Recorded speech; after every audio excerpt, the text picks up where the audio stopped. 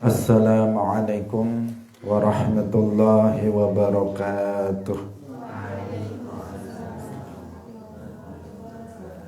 Alhamdulillahi rabbil alamin. Lahul ni'matu wa lahul fadlu wa lahul thana'ul hasan. Wassalawatullahil barrir rahim wal malaikatil muqarrabin ala sayyidina wa maulana Muhammadin wa ala alihi wa ashabihi tayyibin tahirin.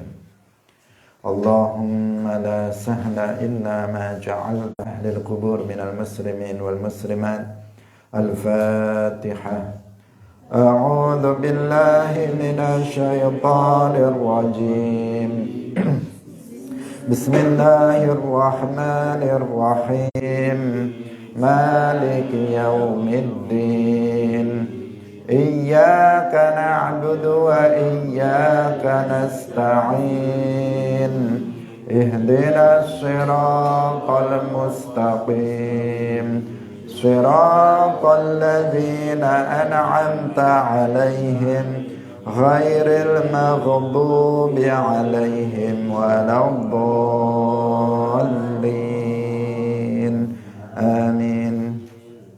Hadirin hadirat kaum muslimin muslimat, pemirsa Madu TV rahimakumullah. Alhamdulillah, kita bersyukur kepada Allah Subhanahu wa taala pagi hari ini.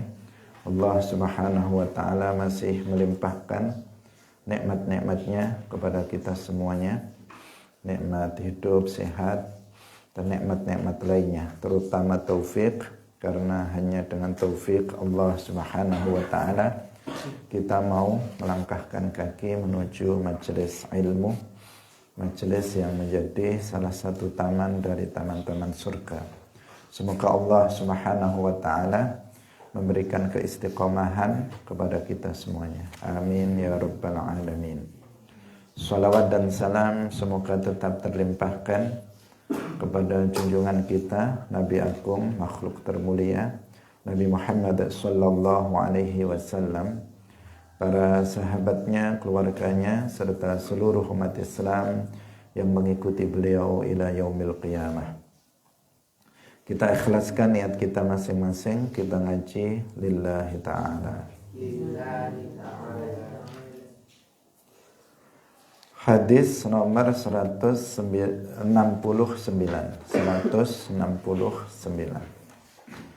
Qala al-muallif rahimahullahu ta'ala an ibni Umar radhiyallahu anhuma qala qala Rasulullah sallallahu alaihi wasallam salata hatta taghiba wa la tahayyanu bi salatikum tulu'a syamsi wa la ghurubaha fa innaha tatlu'u baina qarnay syaitanin aw syaitani la adri ayya dzalika qala.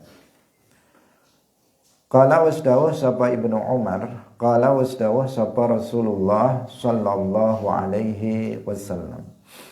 Jangan lupa untuk bersolawat setiap kali mendengar nama Nabi disebut. Idza tala'a, tatkalane wis terbit apa hajibu syamsi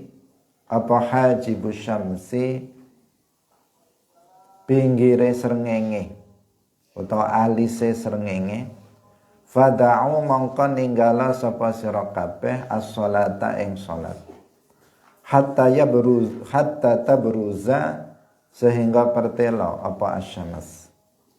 Wa idza ghaba lan tatkalane mingselep apa hajibu syamsi alise srengenge, fada'u mongko ninggala sapa sira kabeh as-sholata ing salat, hatta taghiba sehingga surup utawa mingselep apa asyams. Wala tahayyanu lan aja sengaja sapa sira kabeh bi sholatikum kelawan salat sira kabeh tulu asyamsi ing dalem nalikane terbite srengenge wala hurubaha lan ora ing dalem ming selepe srengenge. Fa innaha mongko atau qarnai syaiton. La adri ora weruh sapa ingsun ayadzalika endi-endi mangkono iku qala wis dawuh sapa di sini Hisham ya, yang meriwayatkan dari ayahnya dari Ibni Umar. Diriwayatkan dari Abdullah ibni Umar radhiyallahu anhuma, beliau berkata, Rasulullah sallallahu alaihi wasallam bersabda, ketika alisnya alisnya matahari, matahari alis hajib itu kan bentuknya seperti ini. Matahari itu kalau terbit pertama itu kan bentuknya begini. Makanya dikatakan hajibus syams. Artinya ketika matahari sudah mulai terbit, terlihat seperti alis, artinya masih mulai terbit, belum semuanya terbit, maka disebut hajibus syams. Maksudnya adalah ujung dari matahari itu sudah mulai muncul, maka tinggalkanlah sholat. Tinggalkanlah sholat, artinya janganlah kalian melakukan sholat di waktu itu sampai matahari benar-benar sudah terbit seluruhnya. Dan apabila tenggelam bagian dari matahari, janganlah kalian sengaja untuk melaksanakan sholat di waktu terbitnya matahari dan di waktu tenggelamnya matahari. Rahimakumullah. Jadi hadis ini menunjukkan kepada kita tentang haramnya melakukan sholat sunnah di saat terbitnya matahari dan di saat tenggelamnya matahari. Maksud sholat di sini adalah sholat sunnah yang tidak memiliki sabab atau sholat sunnah yang sababnya mutaakhir. Kalau sholat wajib, maka tetap wajib dilaksanakan. Kalau misalnya seseorang tadi kita katakan dia bangun tidur di saat matahari pas terbit, belum sempurna terbitnya, masih mulai terbit, maka di saat itu dia harus langsung mengqadha'nya. Tidak boleh dia menunggu nanti saja kalau sudah keluar matahari seluruhnya. Kecuali kalau apabila dia itu karena uzur. Kalau seseorang misalnya dia sama sekali tidak mendapati waktu subuh karena dia tidur misalnya jam 3, kemudian dia lagi, maka ketika dia bangun dan matahari misalnya masih terbit separuh, sebagian sudah terbit, sebagian belum, atau dengan kata lain bersamaan dengan terbitnya matahari, maka dia wajib untuk langsung mengqadha sholat tersebut, tidak menunggu nanti. Tidak boleh menunda-nundanya nanti, karena di sini dia terlambat dari melaksanakan sholat subuh karena keteledoran dia. Bukan karena tanpa uzur, tetapi sababnya mutaqaddim, bukan mutaakhir, tetapi mutaqaddim. Mutaqaddim itu misalnya ada seseorang dia sholat subuh sudah mepet terbitnya matahari, tapi belum terbit matahari. Sebelumnya dia belum sholat sunnah qabliyah misalnya, dia belum sholat sunnah qabliyah. Kemudian dia langsung sholat subuh karena waktunya sudah mau habis. Setelah sholat subuh, matahari mulai terbit. Kemudian melakukan itu. Atau misalnya terjadi gerhana, misalnya bersamaan dengan terbitnya matahari, gerhana matahari. Maka di situ berarti ada sabab yang muqarin, yang menyertai. Di situ diperbolehkan. Tetapi kalau sholat sunnahnya itu tidak memiliki sabab atau sababnya mutaakhir, maka nggak boleh dilakukan bersamaan dengan terbitnya matahari. Dan juga tidak boleh dilakukan bersamaan dengan tenggelamnya matahari. Kalau matahari sudah terbit seluruhnya, baru dia boleh sholat sunnah, sholat duha misalnya. Boleh, meskipun yang lebih utama, matahari sudah tenggelam seluruhnya, dia boleh sholat maghrib atau qabliyah maghrib. Sudah diperbolehkan karena sudah tiba waktu maghrib. Jadi yang nggak boleh itu bersamaan dengan tenggelamnya matahari dan bersamaan dengan terbitnya matahari. Mulai dari matahari hajibus syams, yaitu alisnya matahari, artinya bagian dari matahari sudah terlihat. Mulai saat itu tidak boleh kita melakukan sholat mutaakhir, tidak boleh dilakukan sampai seluruh lingkaran matahari itu tenggelam. Kenapa seperti itu? Dikatakan di sini, janganlah kalian menyengaja melakukan sholat di saat tenggelamnya matahari dan di saat terbitnya matahari. Karena matahari itu terbit berada di antara dua tanduk setan. Jadi ada orang-orang para penyembah matahari. Itu kalau mereka menyembah matahari, itu kapan? Di saat mereka menunggu ini, waktu tenggelam dan terbitnya matahari. Karena di saat itu syaitan itu dia berada, syaitan punya tanduk. Kalau para malaikat punya sayap. Kalau syaitan itu bertanduk, kayak binatang bertanduk. Jadi punya dua tanduk yang ketika matahari terbit, matahari diposisikan, setan memposisikan diri di antara matahari berada di antara dua tanduknya. Sehingga para penyembah matahari itu bisa menyembah setan yang ada di situ. Nah, karena itulah maka kita tidak diperbolehkan sholat di saat itu. Kecuali apabila sholat itu sholat wajib atau sholat itu sholat yang sababnya mutaqaddim, artinya itu kita disunahkan sholat tahiyatul masjid. Di saat terjadi gerhana, maka di saat gerhana itu kan kita disunahkan untuk sholat gerhana dan seterusnya. Hadirin yang dirahmati oleh Allah Subhanahu wa ta'ala. Kita lanjutkan pada hadis berikutnya. An Abi Hurairah radhiyallahu anhu qala Rasulullah sallallahu alaihi wasallam. Qala wasdawu sapa Rasulullah sallallahu alaihi wasallam, yati teka sapa syaitanu syaiton ahadakum ing salah siji sira kabeh. Fayaqulu nuli ngucap sapa syaitan, man khalaqa kadza, man sapa khalaqa kang wis nyiptakaken kadza ing mengkene, man sapa ucapan iki ing man falyasta'id mongko becik jaluk perlindungan sapa man sapa ahadukum billahi kelawan Allah wal yantahi lan becik mareni sapa wong ing pikiran iki. Dari Abi Hurairah radhiyallahu anhu, beliau berkata, Rasulullah sallallahu alaihi wasallam bersabda, setan akan datang kepada salah seorang kalian. Untuk apa datang? Untuk memberikan, ini terus berusaha dia untuk menyesatkan manusia.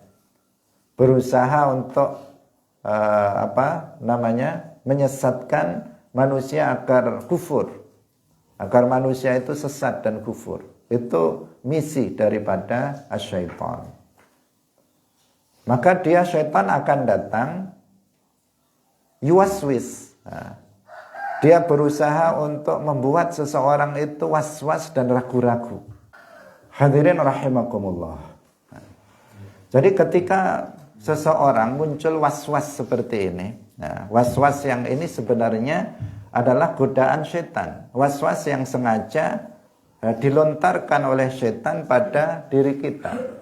di saat kita sedang sendiri, tiba-tiba muncul pemikiran-pemikiran seperti itu. Pertanyaan-pertanyaan yang kemudian menggiring pada pertanyaan akhir dia mengatakan, man khalaqa rabbaka, siapa yang menciptakan Tuhanmu? Maka di sini kita harus segera meminta perlindungan kepada Allah. Wal'iyadzu billah. Mengatakan wal'iyadzu billah, a'udzubillah, amantu billahi wa rasulih. Aku beriman kepada Allah dan Rasulnya. Buang itu semuanya. Kenapa? Ini jelas keliru. Pertanyaan kufur ini. Tetapi kalau itu masih dalam tahap khatir, orang itu belum kufur. Ketika itu dalam tahap khatir. Khatir itu ma yaridu 'alal qalb bighairi iradah. Sesuatu yang muncul di hati tanpa dikehendaki. Dia enggak menghendaki munculnya khatir itu, munculnya perasaan itu, tiba-tiba muncul pertanyaan, pertanyaan dalam hatinya mengatakan siapa yang menciptakan Allah. Tiba-tiba muncul seperti itu. Maka nanti akan menjadi syak, menjadi keraguan, dan bahkan bisa menjadi sebuah keyakinan. Nah, dan jika menjadi sebuah keyakinan, meyakini bahwa Allah itu makhluk, Allah itu hadis, maka jelas dia jatuh kepada kekufuran. Karena kita, umat Islam, meyakini bahwa Allah enggak serupa dengan makhluk. Dan Allah bukan makhluk. Allah adalah Al-Khaliq. Fahuwal khaliq wa ma siwahu makhluk. Fahuwal qadim wa ma siwahu hadis. Itu keyakinan kita. Hanya Allah yang adanya tanpa permulaan. Maka dia bukan makhluk. Dia adalah Al-Khaliq. Segala sesuatu selain Allah itu yang makhluk. Ketika dikatakan siapa yang menciptakan langit, ya pertanyaan yang benar. Siapa yang menciptakan bumi? Allah. Siapa yang menciptakan alam semesta? Allah. Dan tidak dikatakan untuk Allah siapa yang menciptakan Allah. Kenapa? Karena Allah adalah Al-Khaliq, bukan makhluk. Al-Khaliq artinya pencipta, makhluk artinya yang diciptakan. Nah, sesuatu yang diciptakan, maka dikatakan siapa yang menciptakannya, meskipun kita mengetahui bahwa yang menciptakannya adalah Allah Subhanahu wa ta'ala. Nah, dalam rangka pembelajaran, misalnya tanya kepada murid, siapa yang menciptakan? Sudah diajari dulu sebelumnya bahwa yang menciptakan alam semesta ini adalah Allah. Agar mereka bisa menjawab secara serentak, siapa yang menciptakan manusia? Allah. Siapa yang menciptakan? Allah yang menciptakan alam semesta tidak serupa dengan alam semesta ini. Tidak sama dengan makhluk. Tapi kalau setan yang ingin menjadikan seseorang itu ragu, kemudian melontarkan pertanyaan seperti itu. Sehingga menjadikan seseorang itu was-was yang harus itu dihilangkan. Was-was itu dari syaitan. Sehingga harus dihilangkan segera agar tidak menjadi syak, keraguan-raguan, atau menjadi sebuah keyakinan. Hadirin rahimakumullah. Ini terkadang juga kadang guru-guru yang musyabbih, guru-guru dari kalangan Wahabi, kalau ngajar mereka kayak setan kalau ngajar. Dia menggiring pertanyaan-pertanyaan untuk mengarahkan kepada akidah mereka. Dia mengatakan, misalnya anak-anak, saya ada. Dia mengatakan, ini guru Wahabi mengatakan, saya ada dan saya bertempat. Kamu ada, kamu juga bertempat. Binatang ada, binatang juga bertempat. Tumbuh-tumbuhan ada, tumbuhan juga bertempat. Allah ada, berarti bagaimana? Kata mereka. Berarti juga bertempat, kata dia. Karena sesuatu yang ada mesti bertempat. Buktinya saya ada, saya bertempat, kamu ada, kamu juga bertempat, tumbuhan ada, juga bertempat, binatang ada, juga bertempat. Dan kita mengatakan sesuatu yang bertempat adalah jisim, dan itu berarti serupa dengan makhluk serupa dengan manusia dan makhluk-makhluk yang lainnya. Harus diwaspadai. Karena itu jangan sampai kita menyekolahkan anak kita ke lembaga-lembaga pendidikan Wahabi. Lembaga pendidikan Wahabi karena mereka akan menyesatkan anak-anak itu.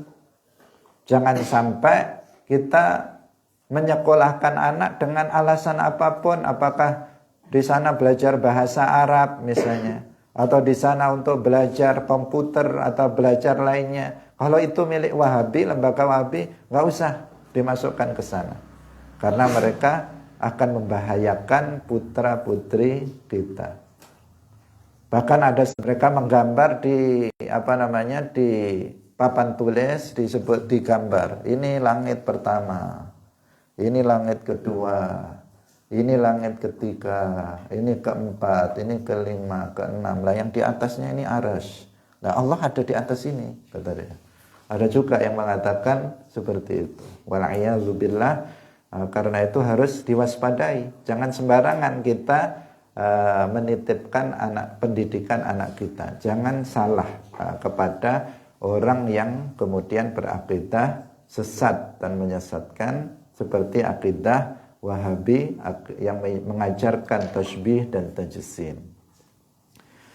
Persis kayak setan seperti ini yang selalu berusaha untuk menyesatkan manusia dengan membuat was-was dalam hati seseorang.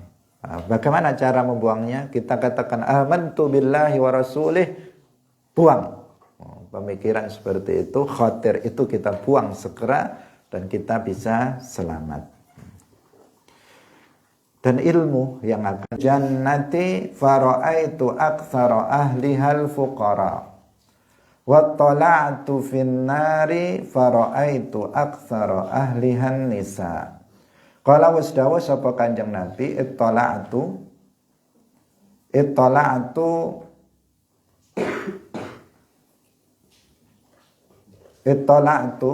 artinya ningali sapa ingsun fil jannati ing dalam swarga.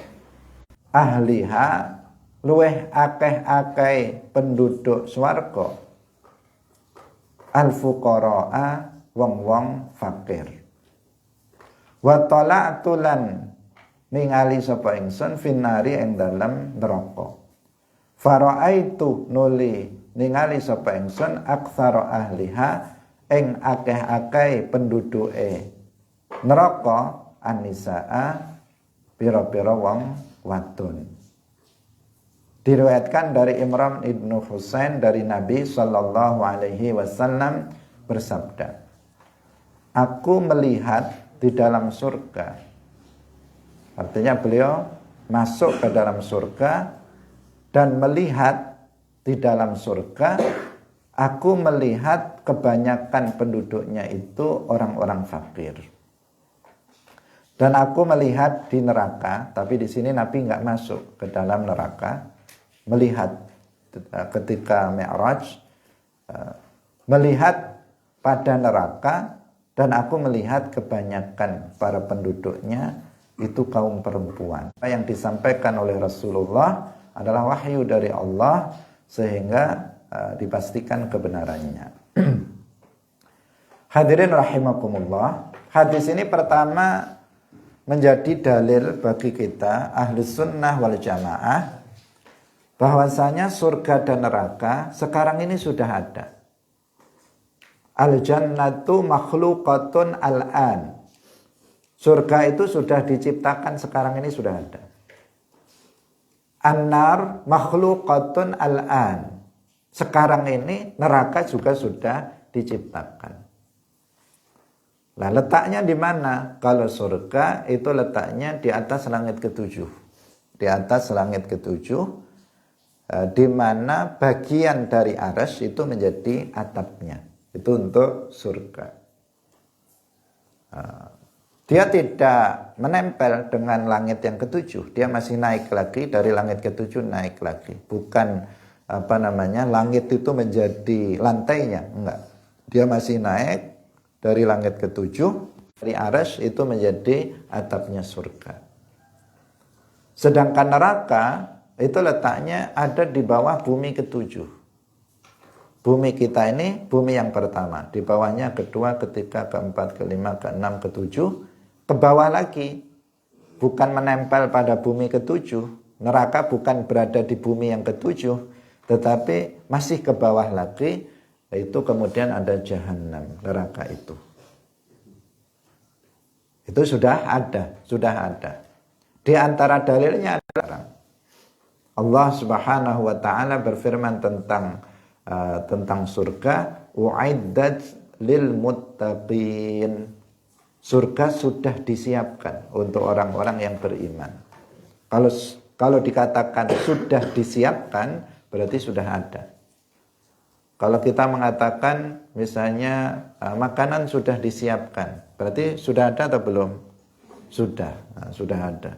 Di sini dikatakan u'iddat lil muttaqin, surga sudah disiapkan, berarti sudah ada. Tentang neraka, u'iddat lil kafirin, neraka sudah disiapkan untuk orang-orang kafir, berarti neraka juga sudah ada. Maka wajib kita untuk mengimani, meyakini bahwa surga dan neraka itu sudah ada dan akan abadi selama-lamanya, tidak akan punah bimasyiatillah, dengan kehendak Allah Subhanahu wa ta'ala. Apakah sekarang sudah ada penduduknya? Belum ada. Penduduk dari kalangan manusia belum ada. Yang disampaikan Nabi ini hanya, dan kebanyakan kaum perempuan, yang di surga kebanyakan orang-orang fakir, karena Nabi sudah karena di dalamnya memang sudah ada penduduknya. Enggak, itu hanya gambaran saja. Karena surga dan neraka itu nanti akan dihuni oleh manusia setelah kiamat. Setelah proses kiamat 50.000 tahun, baru kemudian penduduk surga masuk surga, penduduk neraka yaitu orang-orang kafir masuk ke dalam neraka. Nah, ini yang disampaikan oleh Nabi kepada kita adalah sebuah gambaran surga nantinya. Untuk agar seseorang itu memperhatikan dalam masalah ini. Yang pertama, Nabi mengatakan bahwa kebanyakan penduduk surga itu al-fuqara. Bukan berarti nggak ada orang kaya masuk surga. Ada, tetapi kebanyakan adalah orang-orang fakir. Karena orang-orang kaya juga ada yang masuk surga. Sayyiduna Utsman bin Affan kaya, sudah dikabarkan masuk surga. Abdurrahman ibnu Auf juga orang akan masuk surga. Nabi Dawud alaihissalam, raja dan nabi, beliau juga kaya raya, beliau juga jelas masuk surga, Nabiullah. Tetapi Nabi mengatakan aktsaru ahlil jannah adalah al-fuqara. Itu yang beliau lihat. Kebanyakan orang-orang soleh, kebanyakan para aulia Allah itu memang fuqara, karena mereka fokus dengan ibadah kepada Allah Subhanahu wa ta'ala, bukan fokus cari duit. Para ulama, para sholihin tidak fokus cari duit. Kalau fokus cari duit ya cepat kaya. Kalau kita bisnis misalnya, maka cepat kaya. Kalau walinya bisnis ya nanti gimana ibadahnya? Ya, tidak hubbud dunya. Karena yang akan menjadi penghalang seseorang untuk mencapai derajat yang tinggi indallah itu hubbud dunya. Kalau sudah ada hubbud dunya dalam hati, sehingga dia berusaha mengumpulkan harta dengan berbagai macam cara, udah akan jauh dia dari derajat yang tinggi indallah. Tapi kalau seseorang meskipun kaya, tetapi nggak ada hubbud dunya di dalam hatinya, karena kaya nggak kaya itu kan sebenarnya sudah ditetapkan oleh Allah Subhanahu wa ta'ala, seperti hadis yang kemarin. Sudah ditetapkan rizki seseorang itu. Ada orang nyantai saja sudah kaya sendiri. Ada. dia begitu lahir langsung kaya, ada. Karena bapaknya itu miliarder ya. Masih baru lahir dia sudah kaya, ada. Ada orang yang bekerja keras setiap hari dari kecil sudah kerja nggak kaya-kaya. Sampai mati, sampai tua ya tetap nggak kaya. Ada juga kayak begitu. Jadi kaya atau miskin itu sudah ditetapkan oleh Allah Subhanahu wa taala, sudah ditakdirkan oleh Allah. Kewajiban kita ridho terhadap apa yang jerih payah, yang tanpa berjerih payah dia sudah rezekinya lancar. Kenapa? Ya memang Allah menetapkan rezeki dia banyak.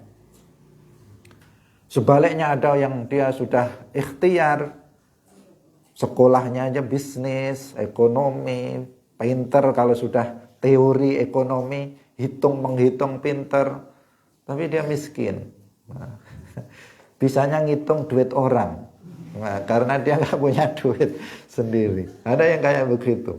Jadi karena apa? Memang kaya atau miskin itu sudah ditetapkan oleh Allah Subhanahu wa taala. Tugas kita ridho terhadap itu. Maka kalau seseorang kaya, dia bisa jadi wali. Ada juga seperti Nabi Sulaiman, Nabi Dawud misalnya, kaya raya, tetapi beliau nggak ada hubbud dunya dalam hatinya. Siapa? Sahabat Utsman bin Affan kaya raya, tapi hartanya semuanya diperuntukkan untuk kepentingan dakwah. Abdurrahman bin Auf juga seperti itu. Di dalam sebuah kisah ya, beliau sudah berusaha menjadi orang miskin. Kurmanya itu yang bagus dibagi-bagi, kemudian yang jelek-jelek itu kemudian disimpan. Biar nanti kalau dijual itu biar murah. Nah, ternyata terjadi peceklek, yang ada cuman kurma dia yang jelek itu. Harganya pun jadi mahal. Sudah pengen dijual murah, tetap saja mahal. Karena ini yang bagus-bagus dibagi-bagi, tinggal yang jelek saja. Tetapi terjadi kemudian peceklek, kurma semuanya enggak buah. Yang ada cuman kurma dia yang jelek. Yang murah jadi mahal lagi, dia pun tetap menjadi orang kaya. Itu karena apa? Sudah ditetapkan kaya. Kalau sudah ditetapkan rizkinya itu lancar, rizkinya luas, seseorang juga nggak bisa dia menolaknya. Hadirin yang dirahmati oleh Allah. Sehingga yang terpenting itu sebenarnya apa? Bagaimana dia bisa harta yang dia miliki itu tidak masuk ke dalam hatinya. Dikatakan hanya dia di tangan, hartanya tidak di hati. Tapi orang miskin, hubbud dunya itu juga ada. Orang miskin tetapi hatinya penuh dengan kecintaan terhadap dunia, sehingga sampai sholat enggak, puasa enggak, kewajiban-kewajiban enggak dijalankan, alasannya cari duit. Ada yang kayak begitu. Tidak semestinya khawatir terhadap masalah rezeki. Nah, para sholihin banyak mereka fokus nggak mikirkan uang ini. Kalaupun punya uang disedekahkan, dikasihkan orang, sehingga mereka hidup sederhana, hidup miskin, tetapi dengan qanaah dan ridho, bukan masalah bagi mereka. Sehingga itu salah satu kenapa penduduk surga itu kebanyakan orang-orang fakir. Jadi kalau dikatakan oleh Yusuf Al-Qaradawi, dia mengatakan kadal faqru ayyakuna kufra, itu salah.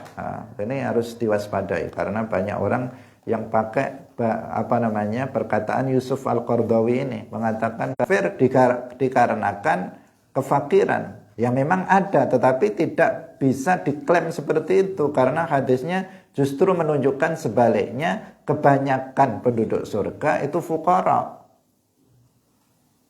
Nah, kalau kefakiran itu betul menyebabkan seseorang kafir, tidak akan dikatakan kebanyakan penduduk surga itu fuqara. Nah, karena itu harus diwaspadai perkataan dari Yusuf Al-Qaradawi. Nah, sudah mati orangnya. Kemudian yang kedua dikatakan wattala'tu finnari fara'aitu aktsara ahlihan nisa. kebanyakan penduduk neraka itu kaum perempuan. Laki-laki ada juga di neraka, banyak juga, tapi lebih banyak kaum perempuan.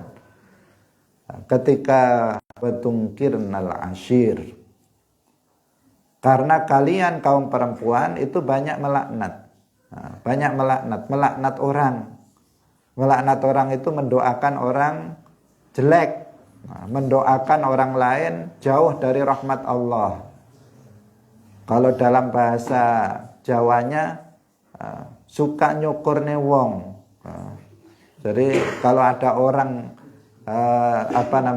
kebaikan suaminya sudah memberikan nafkah setiap hari, diberi nafkah, dia sudah senang.